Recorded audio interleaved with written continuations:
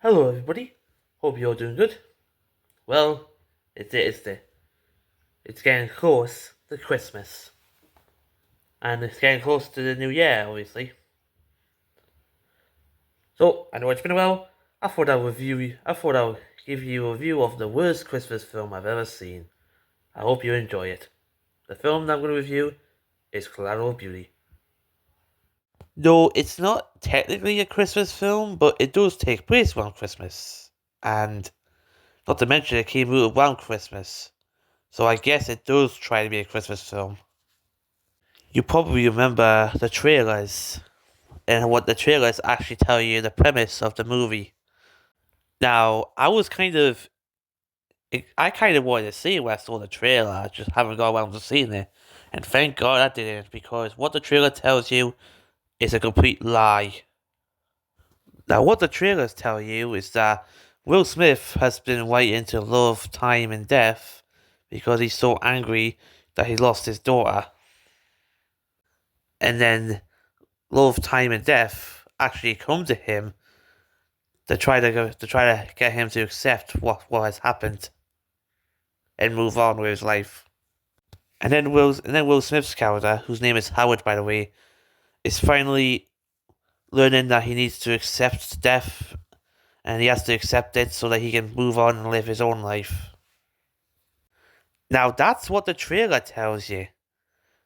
Yes, that's what the trailer tells you. The movie tells you a completely different story. Now, the movie tells you is that Will Smith is waiting to love, time, and death because he's angry.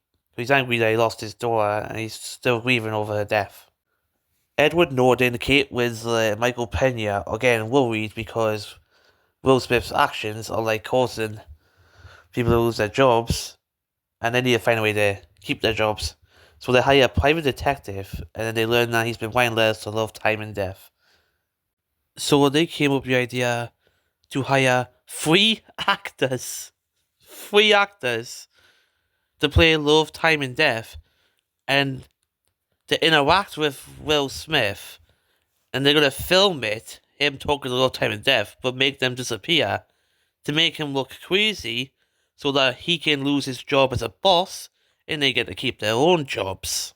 This movie is like the Christmas Carol, but done in the worst way possible. The characters are so unlikable. I didn't really care about their side stories. I mean, like Edward Norton, he cheated on his wife, and he's going through a divorce. And his daughter wants nothing to do with him, which is understandable. And he's like upset about it. But it's like, well, what the hell did you expect? I mean, you cheated on your wife, and your daughter wants nothing to do with you. Kate Winslet is upset because she can't have kids, and she always had a dream of being a mother. Michael Pena is dying from cancer, but doesn't want to tell his wife. It's really hard for me to care about the characters when they're doing something pretty disgusting to their boss. Especially Edward Norton's worse, because he's supposed to be his friend. There's even a point in the film where Will Smith says to him, "You're my best friend." What makes him the best friend? That he tried to make you that he almost got you to lose your job? There's also this weird love story between Edward Norton and Keira Knightley, who is an actress they hired to play Love. Keira Knightley, she's not bad in it, but honestly, she's just in the movie because she looks beautiful when she cries. That's it, that's her motivation. Any scenes that she has with Will Smith, she either cries, looks angry, cry. Helen Mirren, she's Ari. I mean, she plays the part Ari. She does fine, I guess. Jacob Latimore is trying way too hard for this film. Like, dude, you were great in Black Nativity. What the hell happened? Naomi House's character is the only character in the film that I kind of liked because she's actually trying to help people who are having problems in their lives. And then they throw a twist on us. Spoiler alert! I really don't care if I spoil this film.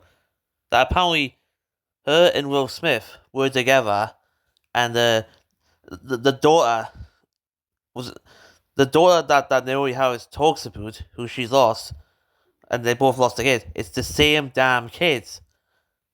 Like, why was that a twist? Like, really? You couldn't just have, like, what? Why is that a twist? Why not just mention that she was married, and then after they lost their daughter, they were going through a divorce because they couldn't. It just wasn't working out for them anymore. You could have just done that. It honestly feels like the writers they just threw it in there for the sake of including it. So overall, this film is a complete Oscar bait. The only good thing about the film is the soundtrack, and the acting is pretty good as well. But but mostly the best thing about this film is the soundtrack. The soundtrack is actually really good, and this was the film that Will Smith wanted to come out in December. Therefore, it'd be the time for it to get to win an Oscar. Which, thank goodness, it didn't win an Oscar. I don't think it was even nominated. This is easily the worst film that Will Smith's done, and it's definitely the worst Christmas film ever. So let me know what you guys think of this film. Do you actually love it or do you hate it?